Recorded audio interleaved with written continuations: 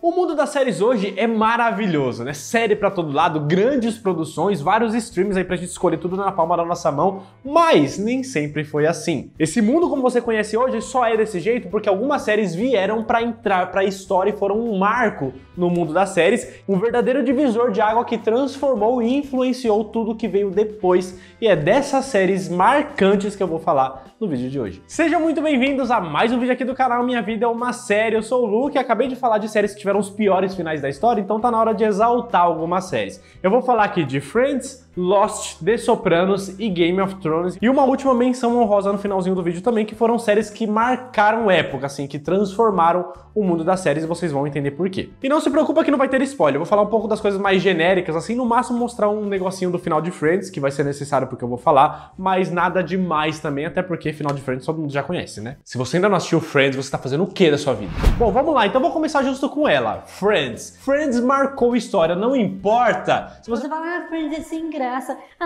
Friends, eu não sei porquê. As risadas de fundo, eu não consigo assistir série com risada de fundo. Vai cagar, gente. Friends é marcante, sim, entrou pra história, sim, e é a maior série de todos os tempos, principalmente no mundo da comédia. Se a gente pegar todos os gêneros, dá pra entrar na discussão, mas na comédia não existe e não vai existir uma série maior que Friends. Mesmo que outras que vieram antes, que foram inspirações inclusive, tiveram maiores audiências. Vocês vão entender. Agora, por que Friends fez tanto sucesso? É um sucesso até hoje, porque, mano, para pra pensar que Friends terminou em 2004. 2004 faz quase 20 anos que terminou. Tá, ela começou há quase 30. Tem muita gente que tá me assistindo nesse momento que não era nascido quando Friends terminou. E ainda hoje a série faz sucesso, ainda hoje as pessoas começam a assistir, ainda hoje as pessoas usam camiseta de Friends e compram moldura. Meu cenário aqui, ó, tem coisa de Friends aqui, tem coisa de Friends aqui, tem coisa de Friends aqui, tem um monte de coisa de Friends aqui. Mano, Friends é um fenômeno que não passa. E existe um motivo pra isso. Porque simplesmente os criadores ali, eles foram geniais quando criaram uma trama extremamente genérica.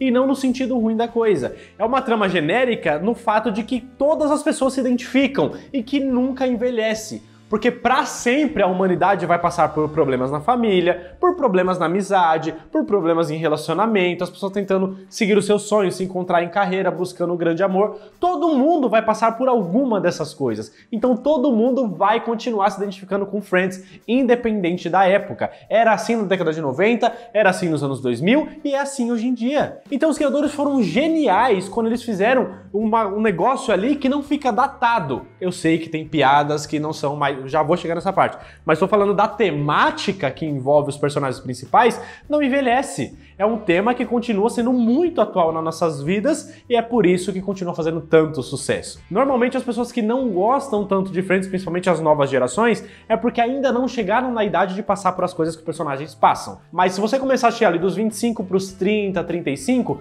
você vai começar a falar, putz, isso é verdade, isso é verdade, isso é verdade, eu passei por isso. E aí você começa a se apegar cada vez mais. Quando você vai ver, você tá assistindo pela 10ª vez. E isso é o principal motivo de Friends ter feito tanto sucesso. Agora, por que ela marcou época? Porque, além disso, teve vários outros fatores, como, por exemplo, a questão ali da igualdade salarial entre o elenco. Toda série que você pegar que tem um elenco razoavelmente grande de protagonistas e co-protagonistas, de personagens principais, normalmente tem 1, 2 ou 3 que se destacam e ganham mais do que os outros. É normal, porque normalmente é alguém que já tinha um nome grande, ou alguém que se destaca mais mesmo, que faz mais sucesso fora da série e tudo mais, então ele acaba ganhando mais. É normal. E era assim Friends também. Na primeira e na segunda temporada, Jennifer Aniston e David Schwimmer, que é o nosso Rachel e Ross, que inclusive era pra ser o foco de Friends desde o início, eles começaram ganhando mais do que os outros. Só que a partir da terceira temporada, eles se uniram e falaram, mano, não é justo.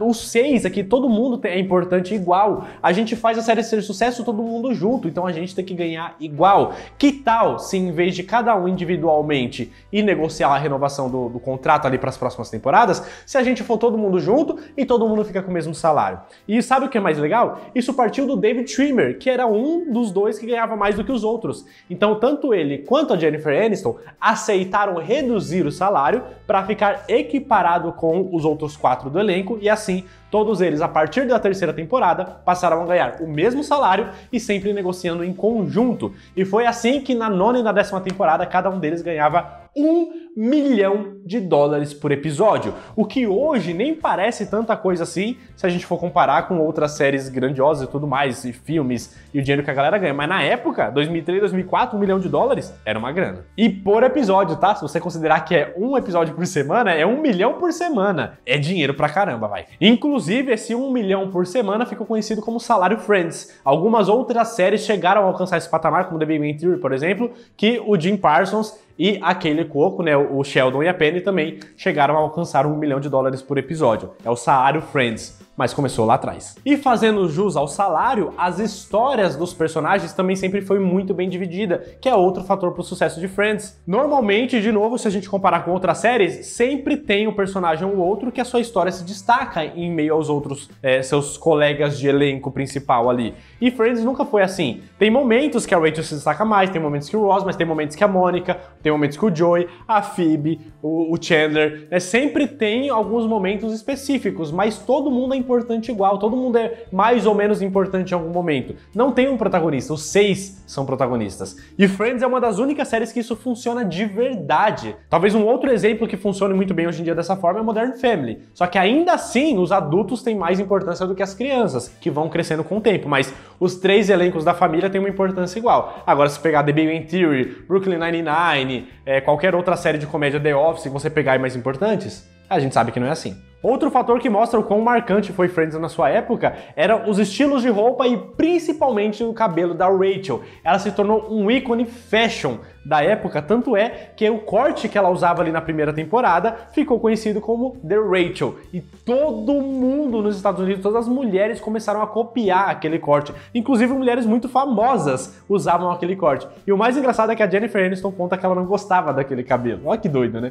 Mas ela foi tão importante, a série foi tão importante, que criou um corte com o nome de uma das personagens e que ela ditava a moda. Você tem noção? Ela ditava a moda de cabelo, ela ditava a moda de roupa, mano. Isso é a grandeza de Friends na época. E por último, mas não menos importante, claro, a audiência de Friends. Mano, não era pouca coisa, a audiência era gigante, eram milhões e milhões. A média, pra vocês terem noção, a média da audiência de Friends era de 20 milhões de telespectadores por episódio. Isso tem série que no pico hoje em dia não alcança. Tá, tudo bem que hoje em dia tem muita coisa, questão de streaming e tudo mais, mas vamos colocar aí 10 anos atrás. Tem séries que não alcançava, mesmo assim, sabe? Séries como The Walking Dead e Game of Thrones raramente alcançaram números que era a média de Friends. Vamos colocar em números então. Friends teve 10 temporadas. Dessas 10, 9 delas ficaram no top 5 maiores audiências dos Estados Unidos durante o período ali que ela passava. Para fazer uma comparação, temos The Big Bang Theory, que fez isso com apenas 6 temporadas. Apenas se for comparar com Friends, né? O apenas aqui, porque 6 temporadas no top 5 é muita coisa também. Mas Friends de 10 conseguiu 9 vezes esse feito. E além disso, colocou nada menos do que 53 milhões de pessoas assistindo o último episódio, né? Quando ele foi exibido, acabando com essa série histórica que não só bateu esse recorde ficando no 4º episódio mais visto da história, né? Eu não sei se é o 4º final ou o 4º episódio, agora me falhou. Mas eu acho que é o 4º final mais visto, perdendo apenas para Seinfeld, Cheers e MASH. E aí Friends ficou em 4º com 53 milhões de pessoas assistindo simultaneamente aquele final, incluindo uma galera, um mar de gente assistindo em plena Times Square, né? Uma praça extremamente famosa lá de Nova York, nos Estados Unidos. O último episódio estava passando lá no telão e as pessoas simplesmente pararam para assistir todo mundo junto àquele final. Isso é Friends. E eu sei que Seinfeld também fez isso, tá? E Seinfeld é extremamente importante, mas é que Seinfeld, ela abriu as portas para Friends, é fato. Seinfeld é uma inspiração muito grande para Friends, mas parou aí. Friends lapidou aquela rocha, aquela pedra bruta e transformou no diamante que foi, e ela sim se tornou referência para tudo que veio depois. E é por isso que Friends mudou a história, porque toda sitcom, e não só sitcom, tem várias outras séries, outros gêneros e outros tipos de comédia que bebem da fonte de Friends, mas principalmente sitcom. Toda e qualquer sitcom que você assistir hoje em dia, que veio depois de Friends, você vai encontrar referências dessa série. Vai lá pra How I Met Your Mother, Modern Family, The Office, tá? Porque eu sei que tem muita gente que fala, Friends não tem graça, mas racha o bico com The Office. Eu tenho uma novidade pra você, The Office também tem muita inspiração em Friends. Duvida? Vamos falar de casal, então? Casal Ross e Rachel, que se tornou um grande ícone, um dos maiores casais de todos os tempos da TV. O que acontece com o Ross e Rachel? O Ross é apaixonado pela Rachel, a Rachel não gosta tanto dele, ou pelo menos não sabe, eles ficam ali naquele vai e vem, vai e vem, vai e vem. A Rachel descobre, começa a gostar do Ross, mas o Ross tá com outra, e aí fica nesse vai e vem, vai e vem, vai e vem de novo, até que eles decidem se gostar juntos ao mesmo tempo, ele tem que terminar pra finalmente eles ficarem juntos. Te é familiar? Se você já assistiu qualquer outra sitcom da atualidade, isso é familiar, porque foi assim com o Leonard e a Penny, em The Big Bang Theory, né, que ele começou gostando dela, ela não gostava dele, depois ela começou a gostar dele, mas ela tava namorando com outra,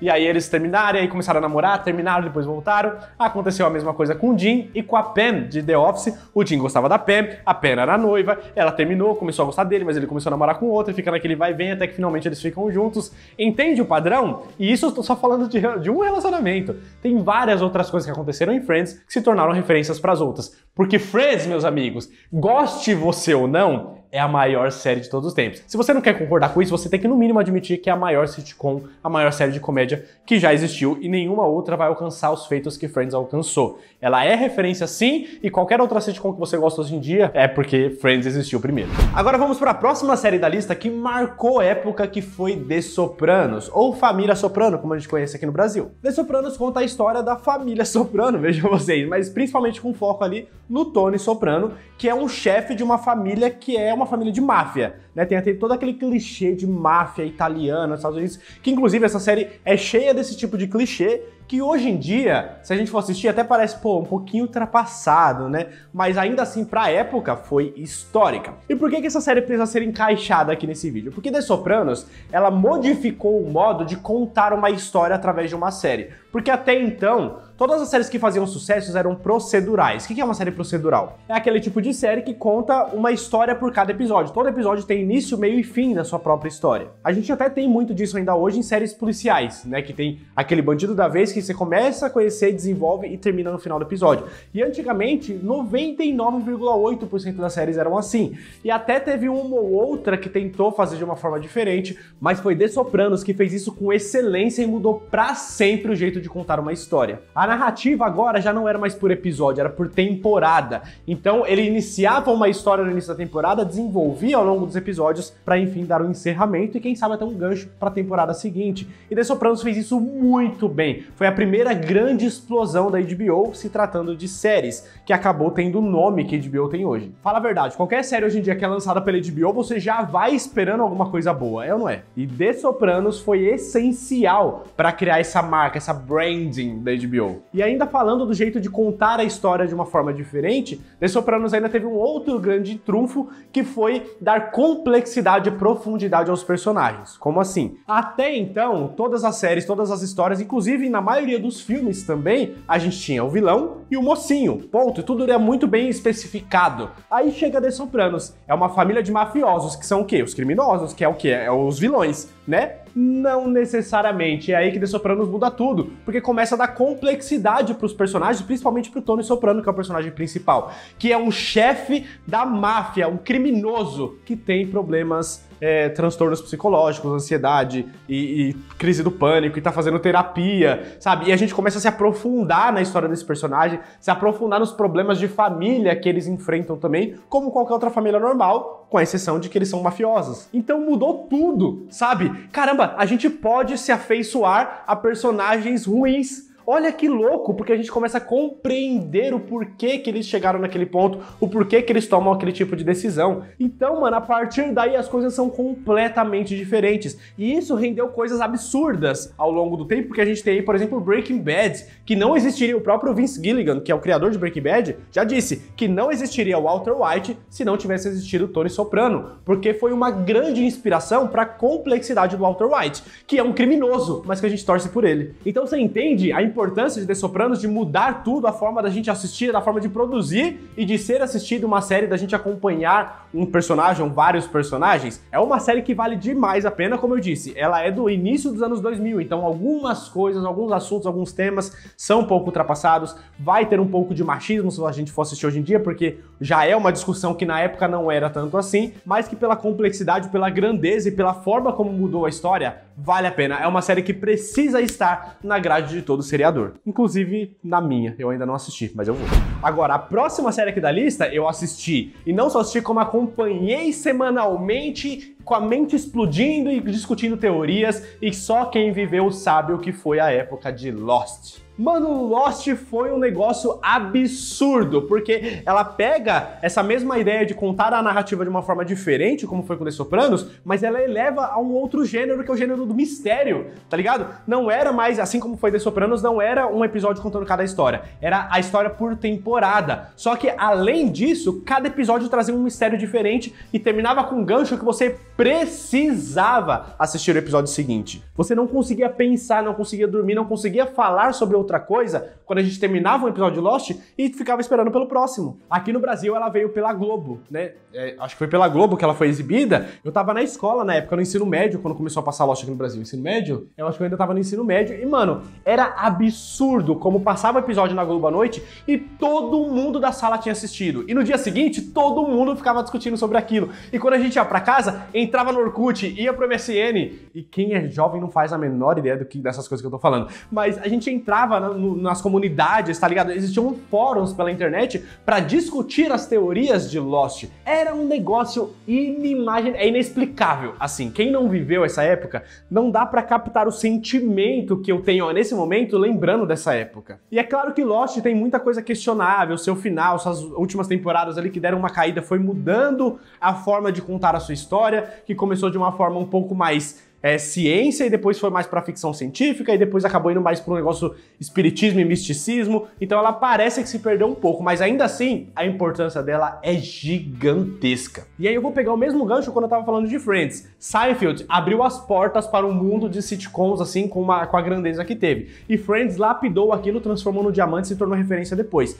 Aqui é a mesma coisa. The Sopranos abriu as portas para uma forma diferente de contar uma história. Lost pegou isso e lapidou e jogou pro mundo também, e outras grandes séries que vieram depois acabaram pegando muito de Lost como referência, como é o caso de Game of Thrones, por exemplo, que eu já vou falar daqui a pouco. Então percebe como as coisas vão se encaixando? The Sopranos deu linha a Breaking Bad. Lost, que foi incrível, também deu linha a Game of Thrones. A cada marco da história das séries foi gerando outras grandes séries. Isso é maravilhoso. Friends, graças a Friends, teve Modern Family, The Big Bang Theory e tantas outras sitcoms também que foram incríveis de sucesso e de qualidade, entende? E assim como era em The Sopranos também, em Lost eles desenvolveram muito bem os personagens. Não tinha o vilão ou o mocinho, tinha no momento, mas conforme a gente conhecia a história, conforme a gente via as decisões que eles iam tomando ao longo dos episódios, a gente ia começando a mudar de ideia. Fala, pô, eu gostava desse aqui, agora eu não gosto mais porque tá fazendo bosta. Ou esse aqui era o vilãozão, era o cuzão que tava com arma pra todo mundo, que era o Sawyer. Ou já começo a entender um pouco mais do lado dele, já tô torcendo por ele. E as coisas iam e voltavam o tempo todo. Não tinha uma pessoa que era 100% boa, mas também não tinha uma pessoa 100% ruim. E isso graças também aos flashbacks e às profundidades, aos passados dos personagens que a gente ia intercalando com as cenas da atualidade, e Lost fazia isso muito bem. Isso foi até a terceira temporada, se eu não me engano. A partir da quarta, a gente começou a acompanhar flash forwards, né, coisas que estavam acontecendo com eles no futuro e que também interferiam aqui, que teve viagem no tempo, teve umas coisas assim. Então, mano, era surreal a qualidade de Lost, como é que eles conseguiram pegar essa história tão complexa e fazer um negócio que todo mundo conseguia compreender, acompanhar e criar teorias. Mano, que tempo absurdo. E tudo isso gerou um outro fenômeno, principalmente aqui no Brasil, que foi o boom da pirataria de séries. Mano, vocês não têm noção. Hoje em dia a gente tem streaming pra todo lado. Você que é novo, você não faz ideia do que era antigamente a série passar nos Estados Unidos, a gente tem que esperar às vezes 1, 2 anos pra ser dublada pra passar na TV aqui. Isso quando vinha. Então, entende? Eu tenho um exemplo aqui de Supernatural, por exemplo. Eu comecei a assistir Supernatural no SBT, no Teleseriados. E no final da terceira temporada, o Jim, ele vai pro inferno. Mano, ele vende a alma dele, tem todo um negócio lá, ele tenta escapar desse acordo, mas aí no final da temporada ele vai pro inferno. Aí você fala, mano, meu Deus, e aparece ele no inferno, acorrentado, sofrendo, gritando pelo irmão dele. Você fala, caraca, mano, o que vai acontecer agora? E aí eu fui assistir no outro dia, ou na outra semana, não lembro, seco, assim, ansioso pra saber o que ia acontecer, e aí voltou pra primeira temporada, porque a quarta não tinha dublado, não tinha chegado no Brasil ainda. Mano, que ódio que eu fiquei. E Lost era isso. sabe? Era tão surreal, a gente queria tanto o próximo episódio, a próxima temporada, que começou a ficar difícil da gente navegar pela internet sem tomar spoiler, porque tinha gente dos Estados Unidos que tava comentando também, então a gente acabava pegando os spoilers assim, e a gente não aguentava esperar, porque quando terminava a segunda temporada aqui, por exemplo, lá nos Estados Unidos já tava passando a terceira, se bobear a quarta, então não precisava esperar, já dava pra gente ir atrás e saber o que tava acontecendo. Só que pra isso a gente tinha que recorrer a meios ilegais, e aí surgiu o Mega Upload, 4Shared e tantos outros sites por aí que pirateavam e traziam as séries no saudoso RMVB, que era uma qualidade bosta, mas era o que tinha, sabe? Porque era pouquinho espaço. A gente não tinha um HD de 2, 3 tera como tem hoje em dia, que não é nem HD, mas é SSD. Mas na época, os HDs não suportavam episódios de 400, 500 MB, era muita coisa. Então tinha que ser 60 MB, 70 MB, por isso que a qualidade era mais baixa. Mas foi graças a Lost que o boom da pirataria surgiu no mundo inteiro, mas principalmente no Brasil, como a gente conheceu hoje, que começou a cair em desuso essa pirataria depois que a Netflix chegou por aqui. Porque a Netflix mudou tudo, combateu a pirataria com a facilidade de você ter um stream e um catálogo gigante para você escolher o que você quer. E aí começou a chegar vários outros streams. Mas isso da pirataria tá voltando, né? Porque agora todo mundo quer cobrar um absurdo de dinheiro, a situação econômica do Brasil não é das melhores e a gente acaba recorrendo a isso de novo às vezes. Mas enfim, tudo isso surgiu por causa de Lost. Você entende a importância dessa série? Nenhuma outra série no mundo, nem Friends, nem The Sopranos, conseguiu causar isso. Porque por melhor que a série fosse, a gente esperava. Não com Lost, não dava pra esperar. Tinha que recorrer a outros meios. E aí vamos agora para a última série aqui dessa lista, que depois vai ter uma menção honrosa, como eu falei, surpresa, mas primeiro eu quero ir para a última série dessa lista, que é Game of Thrones. Mas antes eu queria rapidinho te pedir para deixar seu like, se inscrever nesse canal, se tá assistindo até agora, eu não tinha pedido, tô pedindo agora. Se inscreve aqui, deixa seu like, me mostra o quanto você tá gostando desse vídeo, e se você já assistiu alguma dessas séries também, coloca aqui nos comentários, vamos trocar essa ideia, esse engajamento que ajuda muito o vídeo aqui no canal. Pega esse vídeo e compartilha com outras pessoas também, que já viram alguma dessas séries, e vai lá me seguir no Instagram, @minhavidaeumasérie_, o link tá na descrição, é só clicar e começar a seguir. Segue também o Instagram da Bia, minha esposa, que é @Maria Pontilhada. Ela faz camisetas e blusas bordadas como essa aqui, ó. Tudo personalizado, bordado à mão, entrega pro Brasil inteiro. O trabalho dela é excelente, tem um site também. Todos os links estão aqui na descrição. Agora voltando a falar aqui de Game of Thrones. Game of Thrones, como eu disse, ela bebeu muito da fonte de Lost, né? De tudo que Lost tinha construído, Game of Thrones conseguiu parar o mundo também com seus episódios maravilhosos, que também foi construindo a narrativa ali. Era uma adaptação de livro, mas tinha sua própria forma de contar a narrativa, tinha os seus personagens, as coisas que iam acontecendo, que ia aprendendo a gente e que nos deixava extremamente ansioso para assistir o próximo episódio logo. E sabe por que isso? Porque diferente de Lost, né, que a internet estava começando a surgir, eu tô falando aqui no contexto do Brasil, tá? A internet estava começando a surgir, que era aquela internet de escada, que tinha que baixar as coisas em RMVB, que tinha que esperar da meia-noite para pagar só um pulso. Você tem noção do que é isso? Antigamente existia um negócio chamado telefone fixo, que é como se fosse um celular, mas ele tem um fio. Tem um puta de um aparelho com uns números pra você discar o número da outra pessoa. Eu sei que parece óbvio pra galera da minha idade, mas tem gente mais nova que não faz ideia do que é um telefone fixo. Sabe que existiu, assim, mas não sabe como é que funcionava. E aí, a internet era através da linha do telefone. Tanto é que teve uma grande época, uma boa parte, assim, quando a internet estava surgindo, que se alguém ligasse pra gente, ou se a gente pegasse o telefone do gancho pra ligar pra alguém, a internet caía, porque não dava pras coisas fazerem ao mesmo tempo. Então, quando a gente usava a internet durante a semana, cada minuto de uso de internet era como se a gente estivesse em uma ligação em a cada um minuto de ligação com alguma pessoa. E isso era extremamente caro, deixava a conta de telefone nas alturas. Só que tinha uma brecha pra gente, porque entre meia-noite e 6 da manhã, pagava só um pulso só. Era como se estivesse ligando só a um minuto, não importa quantas horas de internet a gente usava. Mas enfim, me perdi, voltando aqui pro assunto. Essa época de Lost era assim. Então a internet estava surgindo aqui no Brasil, mas a gente conseguia acessar um Orkut, conseguia acessar um MSN, um MySpace, um blogão, uns negócios assim, alguns blogs, e conseguia baixar também uma série, um negócio aqui no Mega Upload e tal. Demorava pra caramba, mas dava. Só que com Game of Thrones já foi diferente. Game of Thrones a internet já tava muito melhor. Já tava tipo 5 mega por segundo, tá ligado? Que hoje em dia é nada. Hoje em dia todo mundo tem 50, 100, 200, 400 mega por segundo. Mas naquela época 5 mega já era bastante coisa. Então a internet era mais rápida, as coisas aconteciam mais rápido, já tinha redes sociais, né, um negócio um pouco mais a milhão, porque também na época de Lost existiam fóruns,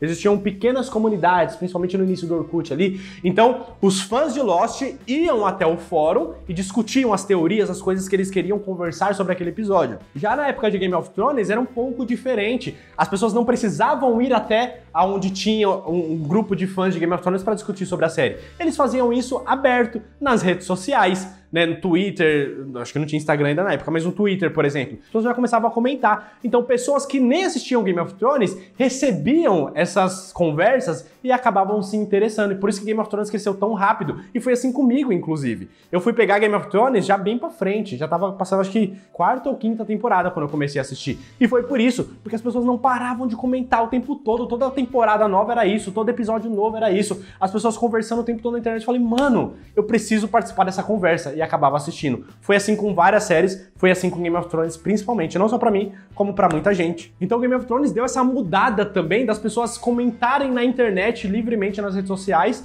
o que estava acontecendo, contagiando outras pessoas a assistir, como se fosse um esquema de pirâmide, se fala pra 2, que fala pra 4, que fala pra 8, e crescia cada vez mais a legião de fãs dessa série. E outra coisa também que Game of Thrones modificou pra sempre foi a qualidade, o nível de qualidade de uma série, porque até então séries eram vistas como coisa de segunda linha, né? As pessoas tinham muito investimento em filme. Só que série, falou, mano, vamos economizar? Vamos fazer um negócio mais simplesinho, vamos fazer uma história bacana, né? Assim como Lost e The Sopranos, que já investiram muito na história, né? No roteiro, no desenvolvimento dos personagens e tudo mais, eles já tinham investido muito bem e deu muito certo. Só que Game of Thrones, eles não só investiram na complexidade da história, né? No desenvolvimento dos personagens e tudo mais, até porque estava se baseando numa puta saga de livros foda do George R. Martin, né? Então eles souberam fazer uma boa adaptação, mas eles decidiram investir também em efeitos especiais, efeitos visuais, efeitos práticos. Mano, a qualidade de Game of Thrones é absurda, que deixa muito filme blockbuster no chinelo. E vocês sabem do que eu tô falando, mano. Tem uma cena mais linda do que a outra. Em Game of Thrones tem dragão.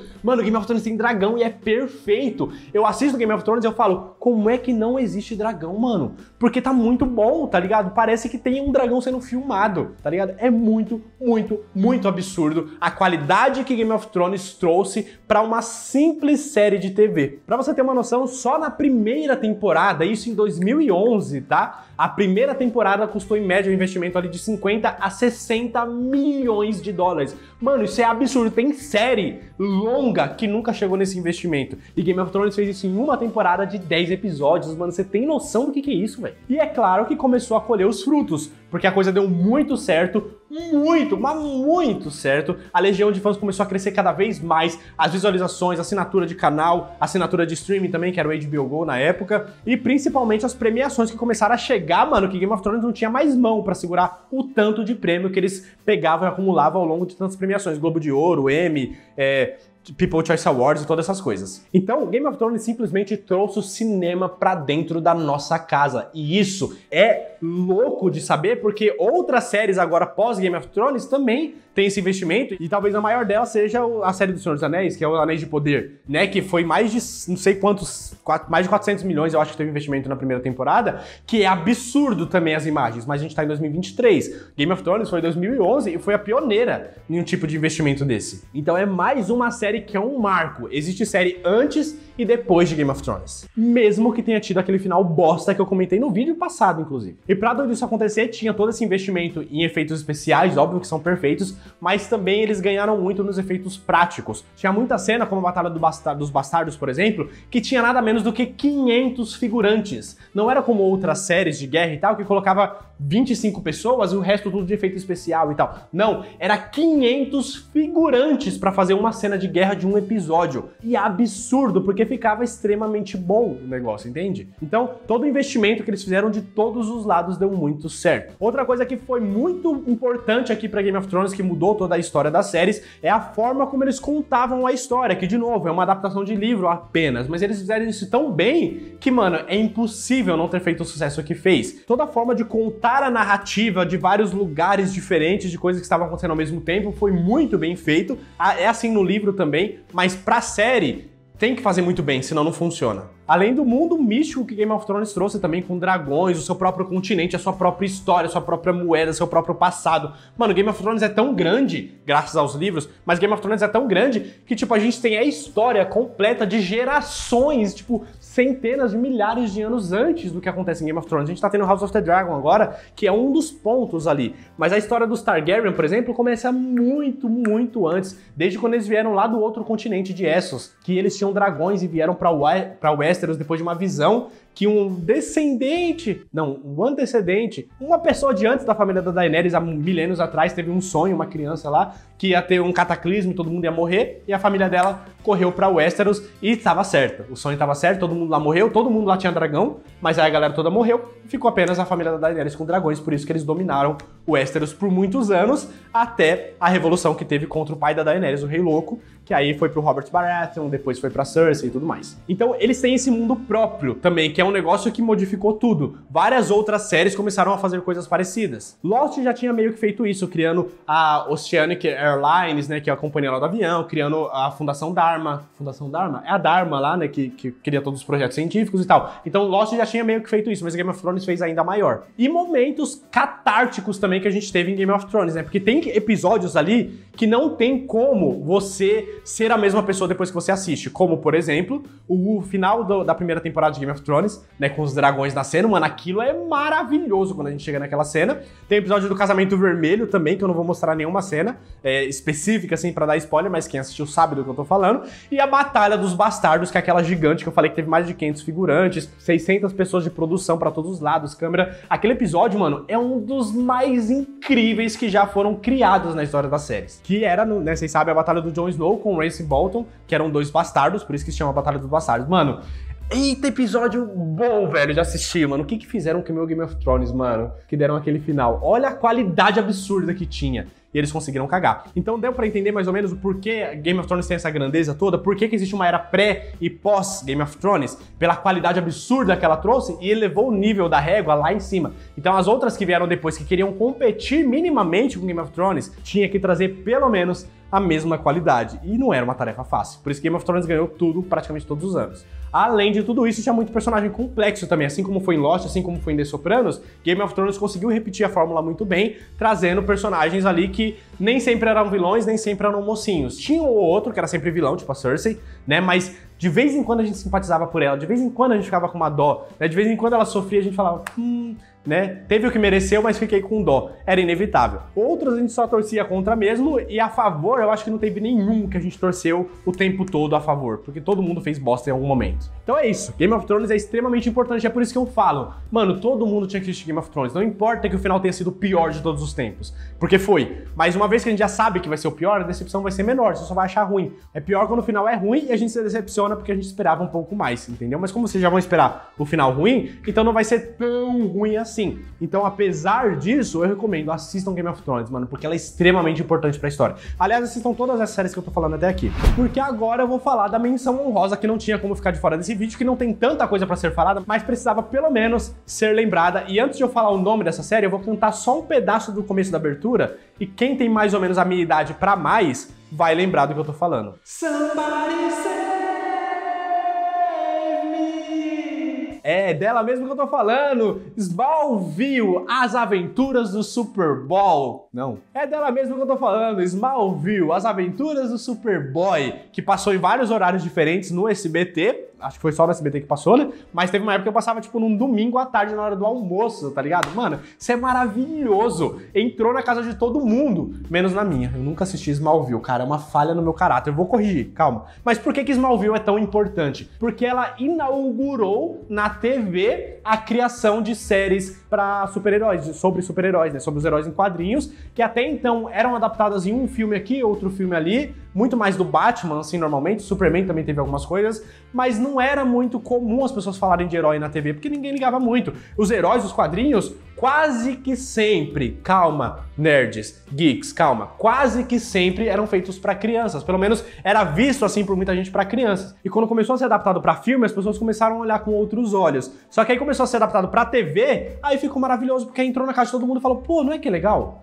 Não é que legal essa história desse menino aí que tem super força? Desse Clark Kent? Superman não é só pra crianças não, mano, que da hora. E começaram a acompanhar a história de origem do Superman. Não de origem, porque ele já estava aqui na Terra faz muito tempo e tal, mas como é que ele foi reconhecendo e melhorando seus poderes e se tornando o Superman, né? Porque a série inteira é sobre o Clark Kent, a gente sabe disso. Então Smallville inaugurou, e graças a Smallville a gente teve tantas outras séries de herói maravilhosas, como Arrow, Flash. O Flash eu sei que terminou horrível, mas começou muito bem. Aí teve todas as outras séries do Arrowverse também, tem as séries da Marvel, né, que hoje em dia é ligada ao MCU, mas teve outras que não eram ligadas também, Demolidor, Justiceiro, Jessica Jones, tantas séries maravilhosas, e tudo isso foi graças a Smallville que começou tudo isso. Que começou a história do Clark Kent com um monte de cos pobre, né? Porque não tinha orçamento pra fazer aquilo. O orçamento que eles tinham, eles gastavam nos efeitos especiais, que não é lá aquelas coisas mais pros anos 2000 passa. Só que o dinheiro que eles gastavam nos efeitos especiais, eles não tinham mais pras roupas, né? Então era bem um cos pobre, né? Parecia uma festa fantasia, muitas vezes as roupas que os outros heróis usavam. Mas beleza, como a gente não tinha outras referências a não ser alguns filmes, que nem trazia todos os heróis, então não tinha tanta referência assim, eles faziam o que dava e as pessoas que assistiam achavam maravilhoso. Hoje em dia, que a gente já tem outras séries mais bem preparadas, com maior investimento, a gente olha pra Smallville e dá risada. Mas, mano, a importância de Smallville pra tudo isso ter acontecido depois é maravilhosa e é por isso que ela precisava, pelo menos, ser mencionada nesse vídeo. E é isso, essas são as 5 séries que eu consegui separar aqui mais importantes pra história do mundo das séries que vocês precisam. Ela precisa existir. Você precisa pelo menos tentar. Ah, eu tentei ver Friends, tentei ver The Sopranos, Game of Thrones, Lost ou Smallville, não consegui. Mano, tenta de novo. Entenda a importância. Olhe com os olhos da época, sabe? Tudo que ela criou, tudo que ela deixou de referência. Todas essas séries, existe um momento pré e um momento pós. Existe um pré-Friends, pré-The Sopranos, pré-Lost, pré-Game of Thrones e pré-Smallville. Todas essas séries têm um tempo antes e depois. Elas mudaram a história. E pra você se tornar um seriador, você tem que no mínimo tentar. Não conseguiu? Tenta de novo. Tenta 3 vezes. Se tentou a terceira e não conseguiu, pelo menos essas 5, aí tudo bem. E eu sei que tem outras séries que marcaram época também, como a própria Breaking Bad, que eu citei aqui. Tem várias outras também que foram extremamente importantes, mas eu acho que essas foram as mais. Você acha que faltou alguma na lista? Deixa nos comentários, não sai desse vídeo sem clicar aqui nessa bolinha. E vem ver o outro vídeo que eu falei dos piores finais da história. Tá aqui, ó, Game of Thrones consegue estar nas 2 listas. Clica aqui embaixo. Muito obrigado por ter visto o vídeo até o final. Não esquece de compartilhar esse vídeo com alguém, vai conhecer meu curso e seguir a gente nas redes sociais. Até a próxima. Valeu!